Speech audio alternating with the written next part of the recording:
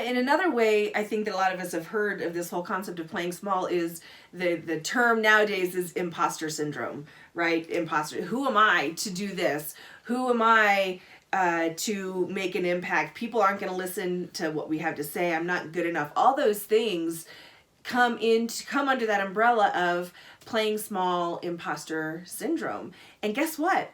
That's an EQ thing. I think it's a very common one. I think probably the majority of entrepreneurs, leaders, when they're trying to start out or when they're wanting to scale, they go through that, they experience it. But just because it's common doesn't mean you have to live with that, right? It's one of those things that you can make progress with, and you can change. That's right.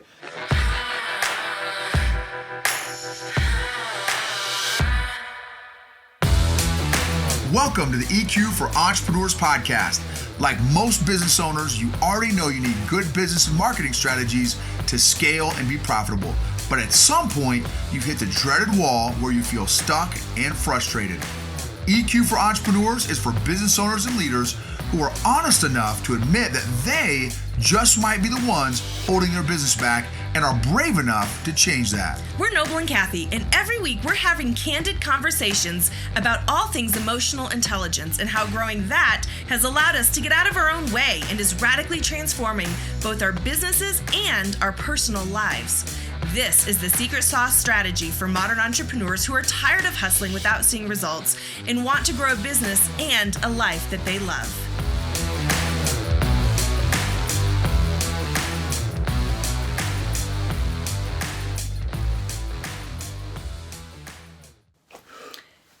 What's going on, leaders, influencers, and entrepreneurs? Today we are on we are talking about episode 3. Episode 3, 6 ways that your EQ is already affecting your business and your life. So here's the thing. It's not a question of, will my EQ affect my business and my life and my leadership and my organization? It's yes, it will, and it already is. So this list is not exhaustive. There's probably more ways that this can happen, but let's just start with 6. That's right. So the question is not if, it's how. How is your EQ impacting you and potentially limiting you today? Okay. So number 1 on the list here is playing small. Let me share a story with you. We have wanted to do a podcast now for, I'd say, years, 3 years at least, I would say. And, do YouTube, intentional YouTube channel, all this stuff. The reason that hasn't happened is because I had the old challenge with playing small, and the kind of the impetus, the where that came from was, man, I don't know that, like say for example, just tying in my faith into our business is like, well, man, if I like, I'm not worthy. Like, God, I don't know that, you don't want to bless me because you don't know all the issues I've got. You don't know all the junk I've got in my trunk. There's no way that you're going to want to bless me. And from a business standpoint, my thought process has been, well, man, like, why would all these people, or anyone for that matter, want to listen to me? Mm-hmm. I don't have any good stuff to say. I don't have anything valuable to say. I don't have any unique perspectives on life or whatever. And those stories, boom, have led me to play small in business, in life, marriage, parenting, all these different areas. And another way I think that a lot of us have heard of this whole concept of playing small is the term nowadays is imposter syndrome, right? Imposter. Who am I to do this? Who am I to make an impact? People aren't going to listen to what we have to say. I'm not good enough. All those things come under that umbrella of playing small, imposter syndrome. And guess what? That's an EQ thing. I think it's a very common one.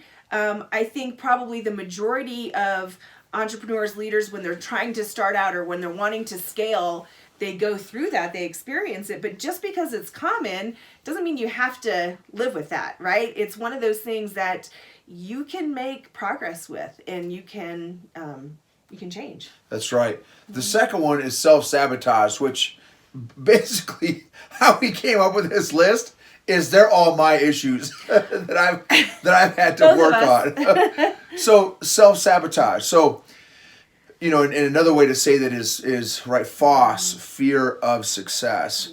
And there's the opposite, right, is fear of missing out.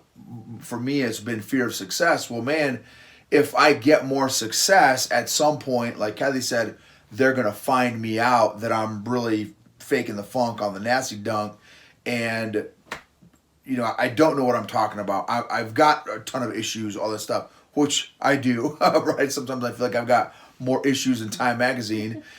And so self-sabotage, so a couple of different ways. I'll give you a couple of real things that I've had to work on and am still working on is my fitness. So one of the connections that I made, one of the origin stories of my emotions has been overeating. Well, I saw my dad when I was a kid would come home from his ER shifts and would overeat or would just be constantly eating. Of course, he'd do his studying and all that stuff, but also throughout he'd graze basically the whole night, and I never thought anything of it. I just, that's how Dad rolls, whatever. Unbeknownst to me, that was one of his coping mechanisms from the very difficult cases he would see in the ER. And so, again, I didn't make that connection until I was older, but what happened to me was, what did I find myself doing after a stressful day, was eating, stressful, emotional eating.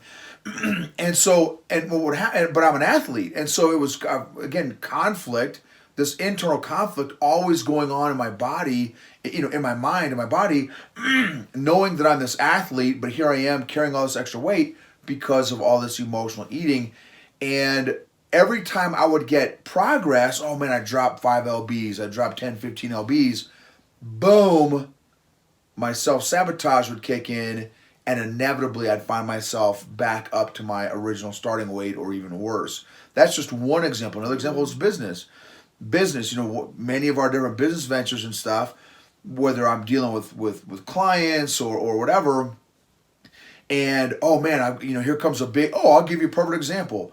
A buddy of mine a while back said, "Hey Noble, I've got this coaching gig for you. Can you come and speak to all our company and give them some leadership stuff, da da da." And I would absolutely not follow through on that conversation. Or I would say, man, you know what? My schedule's really busy. I'm just not able to. When really, the internal dialogue that was going on was, no, but dude, what are you going to teach these guys? You're not a good leader. What do you know about leadership? These guys aren't going to get anything from you. You're going to show up and they're going to realize this guy's a complete clown, has no idea what's going on. He's from Barnum and Bailey Circus.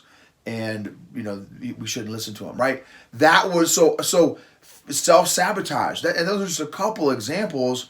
There's all kinds of scenarios where that has played out in my life. Yeah, another example I think that a lot of us as entrepreneurs experience is procrastination. I don't know that we often think of procrastination as a form of self-sabotage, but because it could be avoiding, it could be a lot of different things, but it really is. Because when you procrastinate on doing things that need to happen, whether it be doing the financials of your business, publishing for what you need to do, whatever it is, that really is a form of self-sabotage if you look at it, because you're not doing the things that it takes to be successul, so it's keeping you stuck. It's keeping you stuck at a certain place. So no, that's a great one. Yeah. Another one is, and I am very familiar with all this stuff. I am a recovering people-pleasing addict. Number 3. We're on number 3. So people-pleasing is another big one, and where how what is everyone going to think of me? How does other people are they going to respond to me? What decisions should I make for my business? What decisions should I make in terms of leadership in leading my organization based on, well, man, is this going to be a popular opinion or not? Well, again, as a recovering people pleaser addict, and this is all stuff that happens subconsciously, I would ask myself questions. Well, man, how is this going to hit the NCOs? Like, say, for example, when I was in the military, how is this going to hit the NCOs? How are the NCOs going to respond to this? how are my peers going to respond to this? How's my commander going to respond to this? How is the E4 Mafia going to respond to this? Right? How the lower enlisted guy is going to respond to this? Without even thinking like, well, what's the right decision? Now, I'm not saying that it's wrong to consider other people in your decisions. I think that's an important thing to do, but that should not drive your decision-making process. And again, I can't tell you, and that was not just, I was not just giving you, one scenario where that was the only scenario would happen. This would, like literally every decision that I would make, I would always say, well, man, okay, here's another one. Will they like me after this? Will they still be my friends after this? Yeah, and that's what you're talking about is getting into the root of why you're people pleasing, right? So what is it? What's driving the people pleasing? Because like you said, it's okay to take other people's thoughts into consideration, but when you realize you're doing it because you need their approval or because what they think matters to you more than what you think. Or here's another one. This is one that I struggle with. There were times I didn't know what I thought. Like I hadn't spent the time or taken the time to really think, well, Kathy, what do you want, right? Like, what do I like? What do I think? How do I feel that this should go? Or what do I think would be the best next step? And because I didn't know myself in my own mind, I just took what other people said. And I said, okay, yeah, that. And guess what? That's not always the best thing to do. And even if it is, okay, so that turned out to be a fine decision, is that growing me at all? I still, because at the end of the day, I still don't know me and I still don't know my thoughts and I still am not looking at, okay, who am I and who do I want to be and how do I want this to go? And so it's putting that off on somebody else rather than taking the responsibility for it and going in the direction that we think would be best or that, you think would be best in that situation. And for those, again, with a faith background, what does God think? What kind of, where's God in your decision-making process? And are other people's opinions more important than God's opinion, than God's perspective, right? So that's, that's another big one. Man, and again, we've been a part of at least 10 different business startups. We're talking from experience here, folks. Yeah, so, and some of those have been successful. Many of those have not been successful. Again, I guess it depends on how you define success. How many of those of our business startups and our business experiences and in different ventures did we oftentimes our emotional journey reflected our business journey? So when the business was sucking, our emotions were in the dump, which again impacts how you view and make decisions about business. Or again in leadership, when maybe your troops are not happy, again using a military analogy, or your company, your business is not happy, that your employees are not happy, and that impacts your morale as well. Man, that's a rough way to do business. If again, because as a startup, you guys all know the deal. Man, it could be the first 6 months, year, 2, 3, 4, 5 years. And I've talked to entrepreneurs in all different phases of that, where some, don't break even for 5 years. Some can make a profit pretty early on. But if the bottom line is the startup phase is brutal, right? As an entrepreneur, you're wearing 15 different hats. You're working insane hours, which also adds to your emotional state as well as fatigue.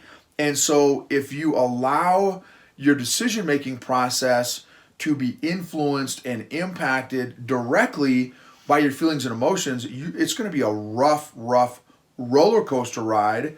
And so now again, I think we talked about this earlier, not that your emotions and feelings shouldn't be a fact. They should absolutely inform your decision-making process, but you should know that when you're in a valley, an emotional valley, that's not the best time to be making important, critical business or leadership decisions. And so the more emotionally intelligent you become, that EKG monitor of your emotional kind of your emotional waves will turn into a sine curve, so to speak, using the math sine curve. And ultimately, hopefully, the goal would be that it kind of flattens out, that regardless of where your business is at, you've gained the emotional maturity and the emotional intelligence so that you're not buffeted by the waves of business, the economy. Your biggest client goes off or leaves to another business or whatever, and all of a sudden, oh man, you start freaking out. Versus when you're stable, you're emotionally mature. You've got the T-shirt. You're going to put in the time, the work to think through the solution, to come up with a solution. Now you're not reaching these emotional extremes so much, which can be so exhausting and stressful, and just the repercussions and the ripple effects of those steep emotional spikes. Man, that impacts a whole lot of stuff. Again, your health, your family, your marriage, your children, your friends, your social, and up to and including, again, the bottom line. Because if you're looking at your business as the glass is half empty versus the glass is half full, you're going to make different decisions. Right. So anyway, that's another big one. Yep, the emotional roller coaster. If you're an entrepreneur, you know it very well. We've all been on it. Like, yes, this is awesome. Oh, this is terrible. No, this is great. Oh, I can't do this. It's never going to work, right? We do that. We all do it.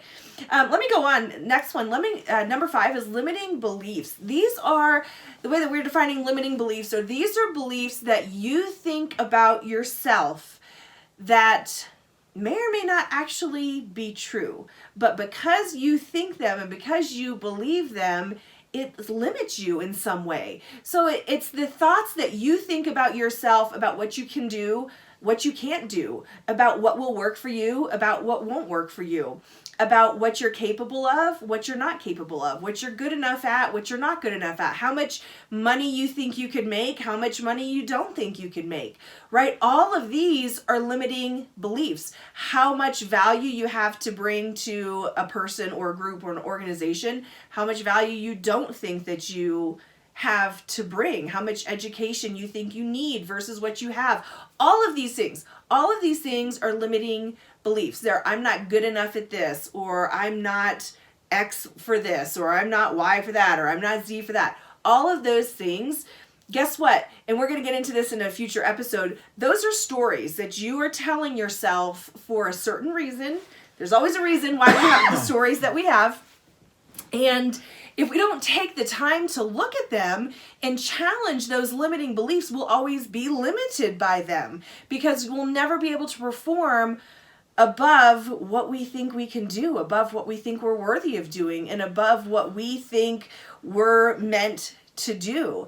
And I have yet to meet an entrepreneur who has not run into, remember we talked about in episode 1, that wall, has not run into the wall of their own limiting beliefs and had to, one of two things happens, right? They either stay there because they're like, yeah, this is it. This is as far as I can go. I'm stuck, right? I'm stuck here. And we've done that. We've had times in our business career that we've just been stuck for years because of because of these limiting beliefs. Or you get to do the work and you get to challenge the limiting beliefs and change them and say, okay, you know what? This is not working for me anymore. I can't have this. But you're not going to be able to do that until that gets identified. Oh, that's great. And at some point, we may take an entire episode to break out each one of these, because each one of these we could go, 10 miles deep and really get some traction, which we may do. Here's a great exercise to do for you guys. If you want some homework, is identify what some of your limiting beliefs are. Where, are you self-aware enough to even do an assessment, an inventory, a belief inventory, a limiting belief inventory, and do that. Put all beliefs in one column, and then put, okay, this is adding value to my purpose, to my business, to my leadership and stuff. This is not. This is limiting my leadership, my my business, that kind of thing. And be specific, right? And see if you can come up with that origin story, that emotional origin story of that limiting belief, and really unpack that. And again, we'll get into all this stuff of how to do all this stuff down the road.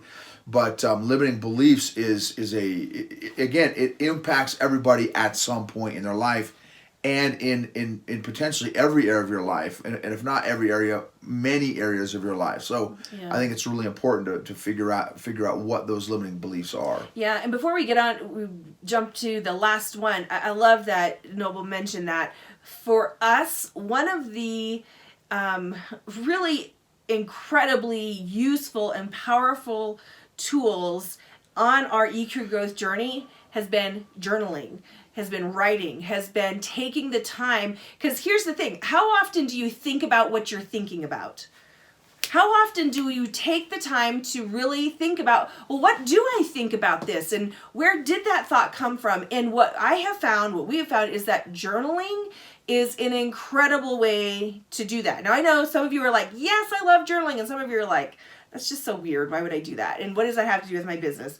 Well, hopefully you're seeing it's got a lot to do with your business, but journaling is a really great way to get inside your own brain and say, well, what's going on in there? Do I like that? And if not, I need to change it, right? So that it's not holding me back. So one of the things that I'll tell you, we're going to provide some journal pages for free to go along with some of these episodes. And so at the end, I'll tell you how to get that.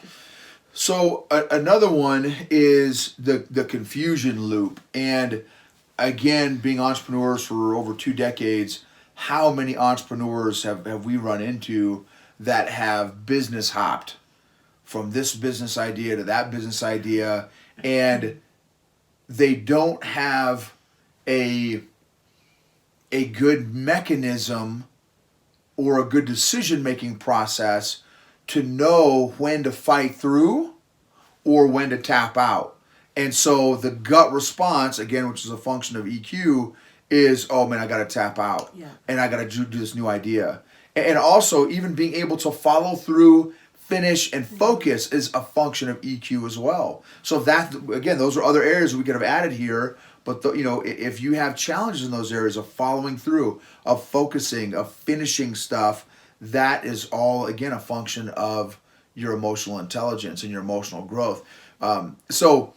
Again, it's important to, are you one of those people? Are you one of those people that has done, again, look at us, been a part of 10 different startups, right? Again, all of these have come from our own personal experience. Not, this is something we read in a book somewhere. No, this is our own personal experience. And again, not an exhaustive list.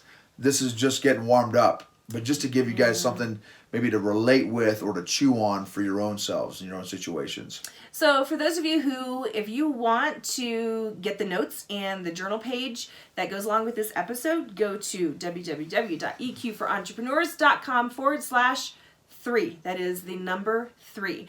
And if you are wanting, if you're like, yeah, you know what? I'm starting to realize that this whole emotional intelligence thing is important. This matters to my life and my business. And you want to be a part of a community of other entrepreneurs who are also working to grow in this area, join us. We've got a free Facebook group for listeners of the podcast. Just go to Facebook and search for EQ for Entrepreneurs Podcast. You'll find the group there. And also, if you've got a question or a topic that you would like us to maybe answer on a future episode, go to eqforentrepreneurs.com/ask-away and submit a question, submit a topic, if there's anything that you'd like to see. And we're also on YouTube if you like to watch on YouTube, EQ for Entrepreneurs on YouTube. So, all right, we'll see you on the next episode. #EQ Matters.